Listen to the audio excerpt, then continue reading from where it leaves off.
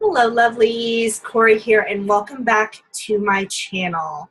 Today we are talking about introducing kids to pendulums and even, for in a small way, other divination tools such as tarot and oracle decks.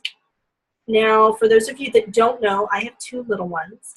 They are ages almost, but not quite 6, and just recently turned 7.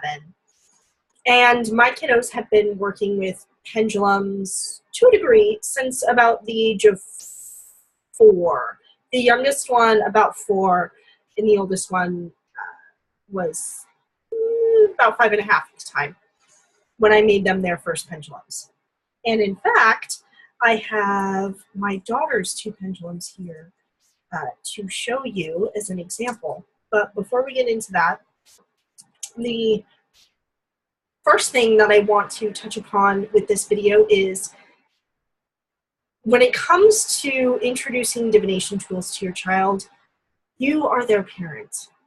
You know them better than I ever will or anyone else ever will, okay?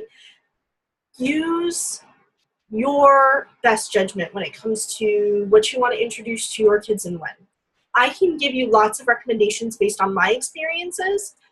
My kids are different than yours, and our experiences are different than yours. So don't take the suggestions that I make as gospel when it comes to pendulums, okay?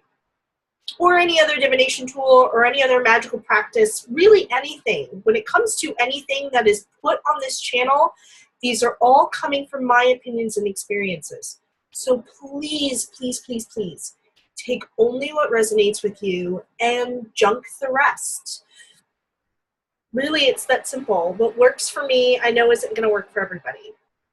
But I know that, for the most of us, we kind of wonder, okay, what is everybody else doing? So that I have an idea of where to start.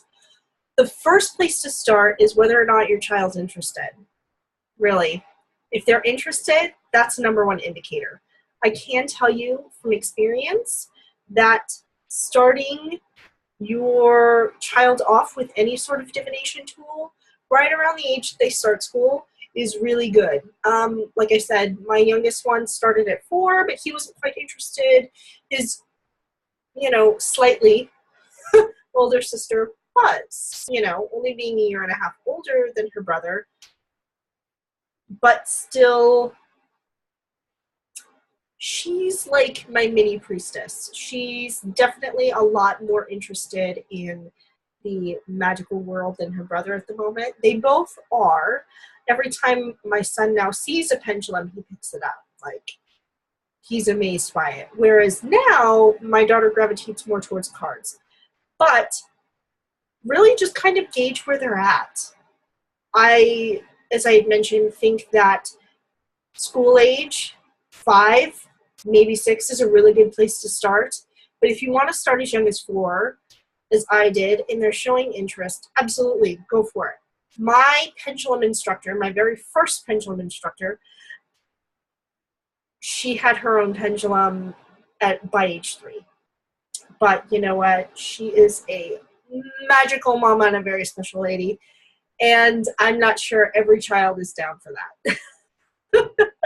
So here are some tips that I picked up along the way. As I mentioned, school age seems to be a good place to start only because, the concepts and the answers that come with working with pendulums and being able to access your intuition really, I think, start to kick off around that age. You're reading or starting to read, you're understanding, basic words, concepts. And at that point, you can kind of almost get spirit and what spirit is. That concept seems to be a pretty easy one to grasp from a young age. So here is one of the first pendulums I made my children. I made my daughter. Here's a couple things when it comes to pendulums and kids. Make the chain shorter than you think you need to make it. This is a standard size that I was making at the time, and to be quite honest, this is even more chain than an adult needs, okay? It's very fun, it's very funky. I have these goofy little spike balls at the end, this little, you know, frog bead, this flower bead up here. We've got Austrian glass bead in the center, just fun pops of color, and then clear quartz point. So item number one, probably easier to go shorter. In fact, I would start with this ball and cut the rest of the chain. In fact, I'm probably going to alter their pendulums here within the next few weeks just to make it easier, because the concept of choking up the chain, they keep forgetting, and they're like, we want to try and do it from here, and why is it not moving? Here's another indicator, you know, just troubleshooting why your pendulum may not be moving or why your child's pendulum may not be moving.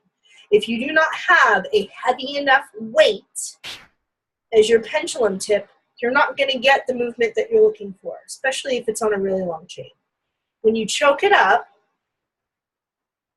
it makes the weight of the pendulum versus the weight of the tail a lot heavier, and you're going to get more movement. Okay? So make sure that the base of your pendulum is a heavy enough weight to actually swing. Okay? And that's really a tip for adults as well. This just comes from me spending the last 6 years making pendulums left and right. Okay? Make sure you have a heavy enough weight at the bottom. Tip number 2 when it comes to making pendulums that I had to learn the hard way. I attach all of my tails with a jump ring to the pendulum. I love my kids. They're rough on their things, which is why I, made them wire-wrapped pendulums to begin with. However, I am surprised that this point has not shattered into a million pieces, because over the last 2 years, I had to reattach this guy probably 4 or 5 times before I was like, I'm giving up. I might actually end up losing this point if it doesn't, break off. So, I don't know if you can see here, but I have wire wrapped the end of the tail onto the pendulum. That sucker isn't going anywhere. It's permanently attached unless I take wire cutters to cut it off. So, to avoid flying pendulum crystals or, weights, make sure that the tail is securely attached to the point and not with a jump ring. If it's a jump ring, it needs to be soldered, all right? Because they're just going to swing it, and it's going to go flying across the room. Maybe even hit their sibling in the face. That almost happened one of those 4 or 5 times. So, learn from my mistakes. Heavier weight. Okay, this is my daughter's second pendulum. Oh, they really need to be polished right now. I apologize, you guys. They're looking kind of ready. But again, really long chain. I'm going to be choking it up for her. And you know what? While this crystal's cute, I'm going to be getting her a heavier stone. And you know what? That's the other thing too. These points can kind of be deadly when they go flying. So tumbled stones, if you're going to use stones at all, have been fantastic. And for this one, I will be putting it on a necklace for her to wear. And then, we'll have a heavier guy attached to this, and probably half of this chain is going to go bye-bye. So really, I would say 3, maybe 4 inches, okay, is a good length for a little one, okay? Now, some other ideas, because you don't need to have them be as elaborate as those. I also happen to have made a bead pendulum. This is one that's actually in my store right now. Okay, beads are a good idea. And in fact, this one's as basic as it gets. This is mine, just on a basic base metal chain. We've got a large glass bead, okay, but it's, it's not, it's a thicker glass. It's not gonna really break. I've tossed her around a few times myself, and she's held up quite well. I'm surprised she doesn't hate me at the moment, actually. And we've got 2 bicone Swarovski crystals, top and bottom, just to kind of round it out. So, bead on a chain does not need to be a crystal. The properties of the crystal will add to whatever workings that you're doing with a pendulum, but a pendulum in and of itself is an energy conduit, okay? It just interacts with energy. It's what your intention is when you use the pendulum that matters. So it could be made of plastic. So for that reason, if you were going to, instead of create a pendulum, use a found object in your home, you could grab a small yo-yo, knot up the string a few times until it's the right length. There's your pendulum. Can't use the yo-yo anymore as a yo-yo, but you can absolutely use it as a pendulum. You can also take your child's favorite necklace, if they have one, and use that as well, as long as the pendant is a heavy enough weight to it.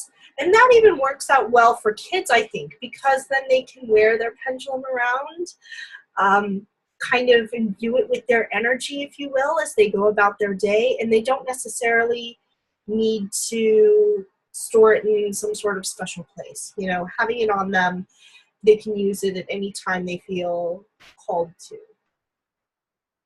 Now, as with any sort of magical working with kids, especially with pendulums, what I like to do is keep it simple. The 4 questions that we typically ask, or answers that a pendulum typically gives, that we kind of like ask, can you show me this, as a movement and indicator of how that response is going to come about, are can you show me yes? Can you show me no? Can you show me I don't know? And can you show me I can't answer that right now? So when you're introducing yourself to a pendulum for the first time and you're trying to find out how it moves for you, asking, can you show me yes? Watching its movement, making that mental note in your head. Because a yes response may look different for each person. Same is true with your kids, okay? So, what I like to do though, at least in the beginning, is cut out the I don't know and I can't answer that right now. The main things that they care about, yes and no. You see mine's moving side to side for no. So, asking any type of question, if they don't get a yes or no response, and it starts, Mama, it's just spinning. Okay, baby, then it doesn't have an answer for you. And I leave it at that. Getting into the semantics of a pendulum and how it needs to move to indicate I don't know or I can't answer that. But the time I even get there to talking about that with a 6-year-old, I've lost them. They're gone. They don't care. They're like, yes or no, what's the answer? And if it's just like, then I tell them that's the answer for nope, don't want to play. Don't want to play. Because really, it doesn't matter how it moves for either one of those.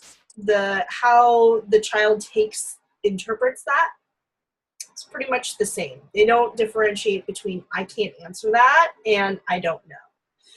When your kids are a little bit older, say, you know, even 8, just a couple years older, 8, 9, I think being able to understand the concept of spirit telling you, I don't know, as in, we can't answer that because, you know, there's not enough information, or you haven't done something or taken action to lead to us being able to say yes or no to your question, and differentiate that from I can't answer that right now, as in you're not really ready to hear the answer to the question you just asked.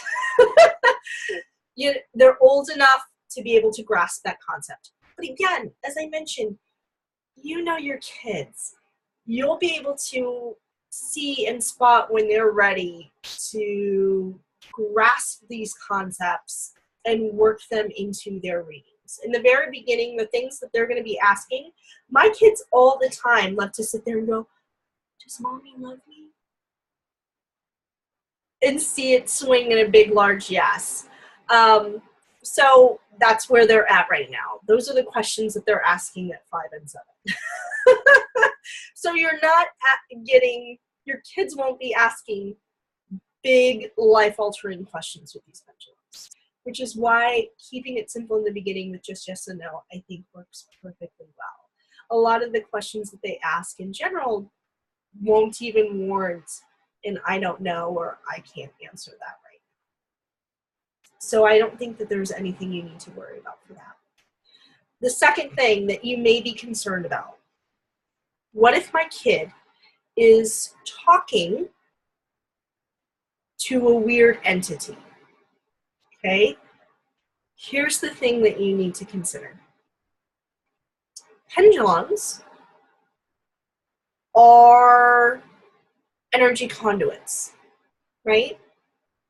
The default setting of a pendulum, if you're not intentionally dialing a spirit guide, if you're not intentionally calling in a spirit guide, ancestor, angel, ascended master, deity to communicate with through your pendulum, it's gonna default to your higher self. Kids are well protected by their spirit guides. Nothing's gonna come through to that pendulum that your guides, or your child's guides, I should say, won't be okay with them communicating with. If you get my meaning.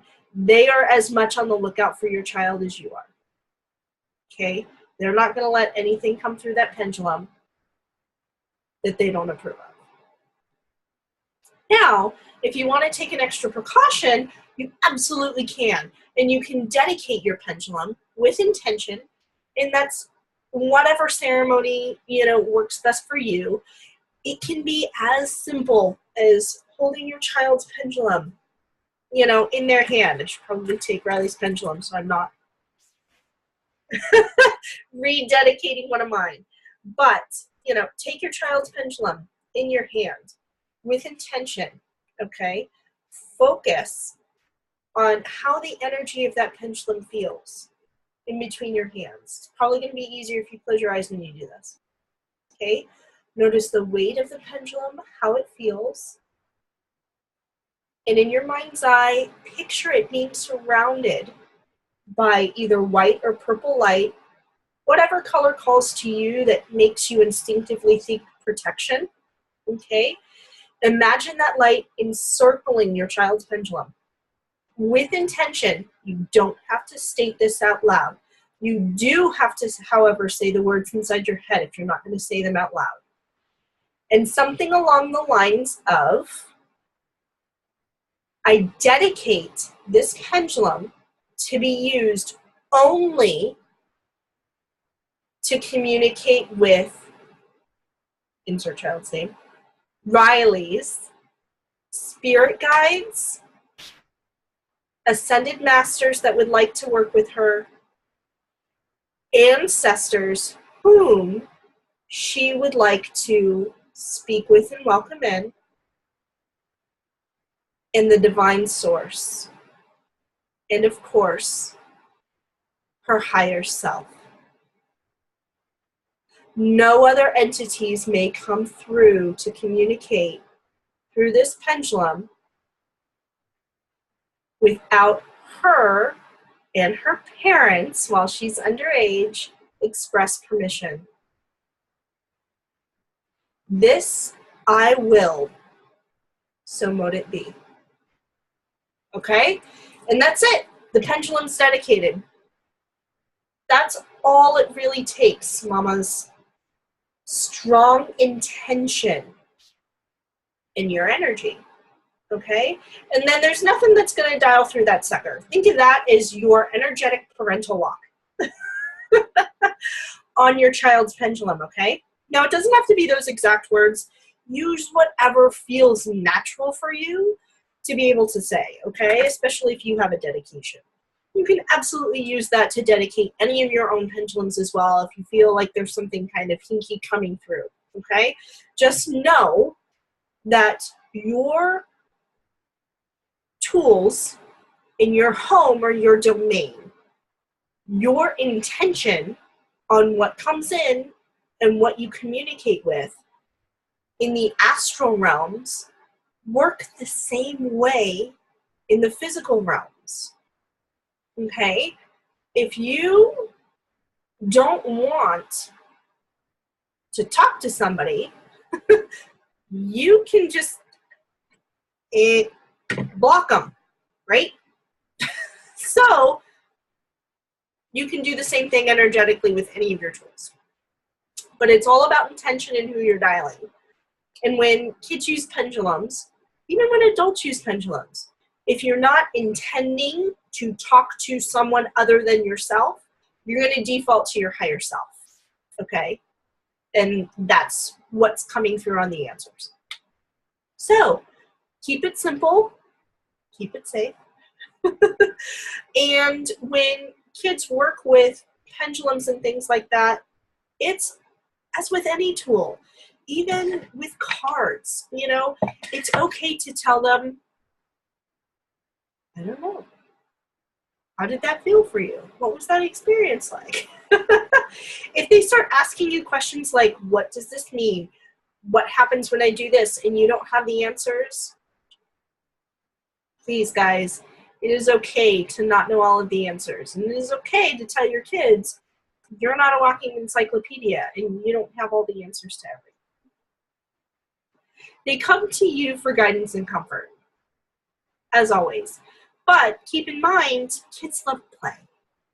Okay? So if you take your pendulum practice absolutely seriously, you only use it during these times, it's very ritualistic, that's what you're imparting on your kids. But please understand, they're coming from a space of play. And play is sacred to kids. Don't think that it's not. It absolutely is. So if your kid is picking up your pendulum or their pendulum and just, you know, swinging it around because they like to do it, or, you know, like my children sometimes wrap it around their neck, or, you know, try and tuck it into the dog's collar so that it dangles there, you know, or doing all sorts of weird wonky stuff with it, Spirit's not going to be offended. I guarantee that you will probably be more upset and offended than your child or their guides. It's a toy. It is absolutely a toy to them. To them, it is not a tool for intuition. Now, as they get older, you know, you'll start to be able to instill that into them. And, you know, it's really, they'll be watching you and how you use it. So how you use it and how comfortable you are with it is going to play a large role in how they treat that tool, okay? But, like I said, if, you know, they don't pick up on the sacredness right away, it's not a bad thing. And it's not anything to, you know, be overly upset about or freak out over. You can simply just go, okay, guys, that's not the use for a pendulum. That's not how we treat our pendulum friends. We treat them with care and with respect. And Riley's is saying, yes, please, absolutely, tell your kids this. And we, you know, store them in this place when they're not in use. Because instilling those practices in them, they'll start to carry those practices with them throughout their life. But, you know, unless they're doing something very dangerous, if you see them kind of like, you know, you find the pendulum tucked into their toy box, don't get overly upset. It's something that's bound to happen, is all I'm saying. You would be surprised at, you know, the areas that I had found these guys tucked into before we really started, you know, being able to hold on to the concept of, okay, We don't abuse our pendulum friends. We put them away when we're done working with them so that they can rest. So how you react to things, how your practice looks, if you leave your pendulums lying around, kids are probably going to leave them lying around too. So whatever practice that you have currently, just know that your child's going to adapt to that, whether or not you think it's, you know, good or bad habits. They will pick up whatever you're laying down, because kids watch everything and they see what we do. So even if you're telling them one thing, oh, you always have to put your pendulum away after you use it, and you're leaving yours all over the house, probably not going to listen to what you said. They're going to do what you do, if that makes sense. So when teaching our kids new tools, it's been a huge lesson for me in self-awareness. And when I see my kids, you know, doing things or reacting a certain way, or, you know, how they hold the pendulum even, I'm like, wow, do I do that? Because obviously they got it from me. Their dad doesn't use pendulums. He has his own pendulum, and instead I use it. He just kind of asks the questions through. What can I say? He's a muggle, right? So keep it simple, okay? Keep it as safe as you possibly can. Try and keep the chain short. Avoid points if you can, anything sharp. Make sure all of the bits are attached, because you could have flying pendulum parts when they're using them. And then also be mindful of your own practice would be the last thing that we touched on, because whatever you are doing, they will adapt to.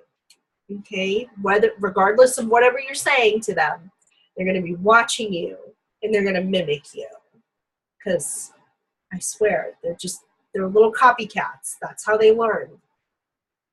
And really, that's it. The rest of it is up to you, mama, and your intuition and what your kid is ready for. Either way, I hope you both enjoy the experience, have fun with it, okay? Play around, experiment, and watch your kid grow. I wish I had access to these tools when I was 5, because honestly, oh my word, I would be so much more confident in my intuitive abilities now had I had access to that from a younger age. And just think about how much your child will grow, even just in their cognitive reasoning, to sit down and examine and say, okay, I have this issue. Let's look at this logically. Let's ask my higher self or my spirit guides for advice. Okay, that's the answer I got. Let me sit and think on that for a moment. What if every single child in your kid's class did that? Like, how different would this world be? With a whole generation growing up with these tools. I mean, I feel like that's a reason in and of itself of like, the younger the better. Anyway, that's it, my loves. I've rambled on way too long. I hope you enjoyed this video. I hope you got something really wonderful out of it. And even if you didn't, thanks for sticking around this long. Anyway, you should see more videos from me regarding introducing kids to certain aspects of magic and craft, because that's what I'm currently going through with my kids. So why not share all my blunders with you guys, so that at least, you know, maybe to avoid some of my own mishaps. And just sharing information with other parents has been a joy as well. So hopefully I will catch you guys in the next video. But until then, blessed be.